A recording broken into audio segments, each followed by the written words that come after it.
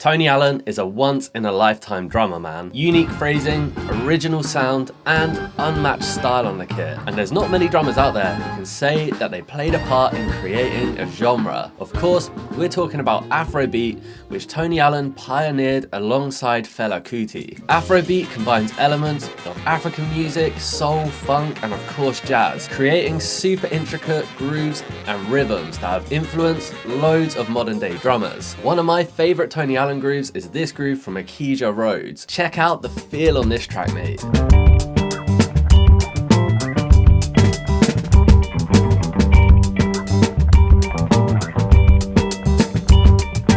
A killer groove with so much going on, and you'll find that it's super common in Afrobeats to be playing consecutive groups of 2 or 3 16th notes in a row on one particular part of the kit. So for example, if you look at the kick pattern here to Ikeja Rhodes, for the most part, you're playing 2 16th notes in a row on a downbeat of 1 and a downbeat of 3. 1E and a 2E and a 3 and a 4E and a.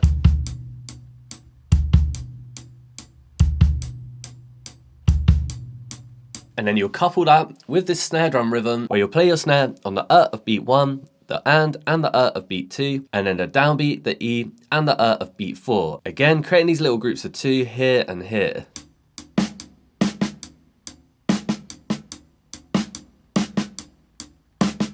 And as if that isn't already hard enough, you're then going to combine that with this distinctive hi-hat rhythm. 1 and 2E and 3 and a 4 and, which creates these little groups of 3.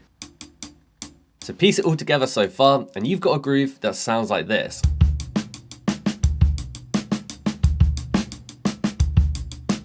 Now, once you've got the overall foundation down, one of the biggest challenges about playing this groove is this open hi-hat phrase here. Now, the thing that makes this really difficult is we're playing the open hi-hat on the E of beat 2, which is in the middle of 3 16th notes in a row. Although on paper, this looks quite simple, it's really difficult to only open the hi-hat for that 1 16th note and not let the open hi-hat bleed into the other notes around it. As simple as it sounds, this took me a little bit of time to get used to, so you might find it's slightly trickier than it at first seems. But if that's feeling comfortable, when you piece it all together, that's going to give you this overall groove foundation. I tapped out the tune at about 100 BPM, so check out how it sounds at that tempo.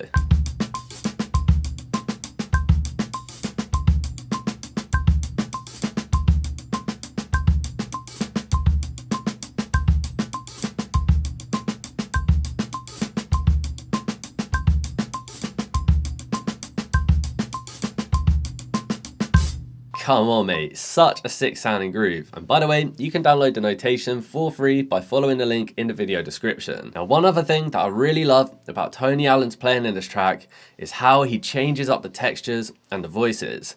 In particular, I love the way that he adds in buzz strokes in different positions throughout the tune. For example, on this groove here, you're going to buzz your snare drum on the of beat 1 and then the and of beat 2.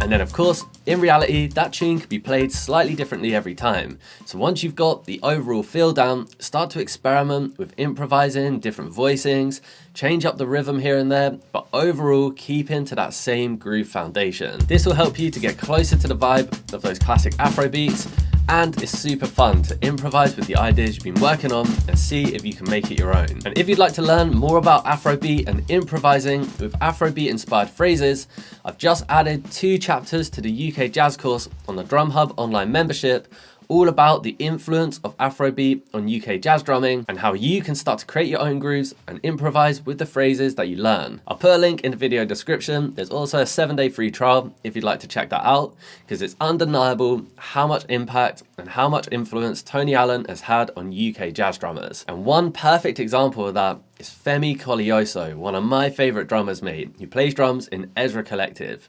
Femi Koleoso was not only influenced by Tony Allen, but he was actually taught by Tony Allen. And you can hear him talking about this in the Jazz Interview podcast. I understand you got to spend some time with Tony Allen as well. Yeah, he was my drum teacher. I didn't realize that's your teacher. Wow. Yeah. Yeah, man. I used to get the mega bus and then walk around Paris all day and then have a drum lesson with him. And so we ended up having a really special relationship. And yeah, man, he was a hero of mine. And you can really hear the influence in his playing. For example, check out the groove to People Saved by Ezra Collective.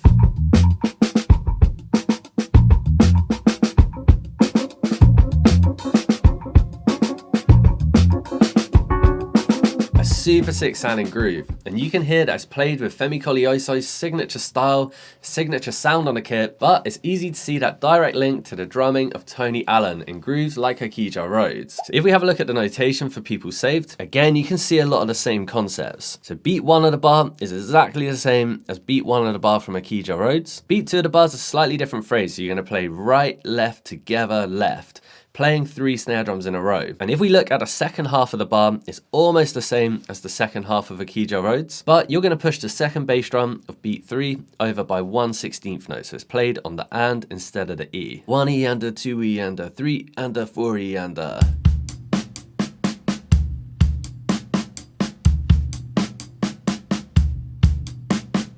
And just like in the Tony Allen track, Femi Koleoso will improvise with the different voicings and the different textures. For example, in this variation bar here, he's going to play an open hi-hat on the E of beat 2, essentially as part of a double stroke roll, right, right, left, left. And then on the last 16th note of the bar, you're going to buzz stroke the left hand. And just like we talked about with Tony Allen's grooves, you could use these 2 bars together as a foundation to get you started.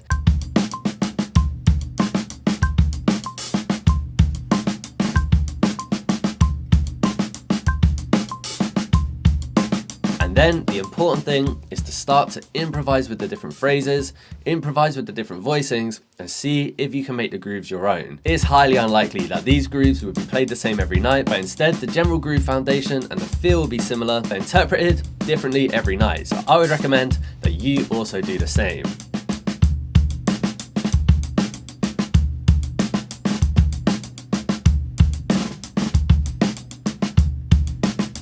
Another incredible drummer who's super influenced by Tony Allen is Moses Boyd. You can even check out this video of them doing a joint masterclass for Boiler Room.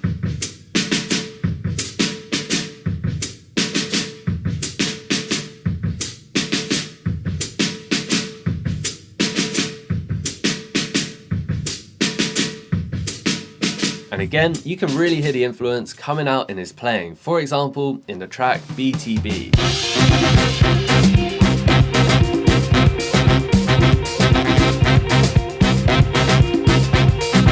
Such a sick tune, man, and definitely got its own thing going on in terms of the drum sounds and the production, but rhythmically there's again some similarities to the Tony Allen beats we've talked about today. So if we look at the groove, the kick and snare isolated again is very similar to the foundation of the previous 2 tracks. 1 E and a 2 E and a 3 E and a 4 E and a. And then a real challenge with this track is the hi-hat ostinato. 1 E and, 2 E and, 3 E and, 4 E and, where you're gonna open the hi-hat on the and of every beat. This is one of those grooves that seems simple enough in theory, but actually it's really difficult to add all of those different elements together. So go nice and slow as you get comfortable with it. But I tapped out the tune at about 114 BPM, so let's have a listen to how it sounds at that tempo.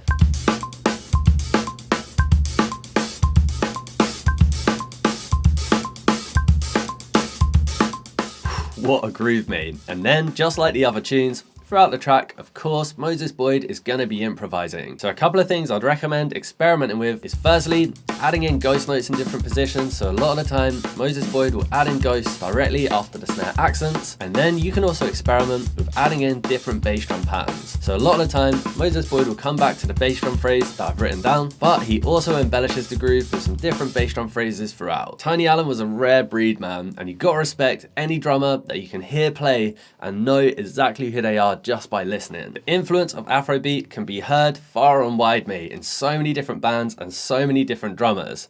And maybe it's because I live in London that I notice it so much, but it definitely has had a huge impact on the UK jazz scene. So if you'd like to learn more about UK jazz drumming, I'd recommend checking out this video here. And make sure to download the free notation from today's lesson so you can also take inspiration from him too. Rest in peace, Tony Allen, mate, and I'll catch you in the next one.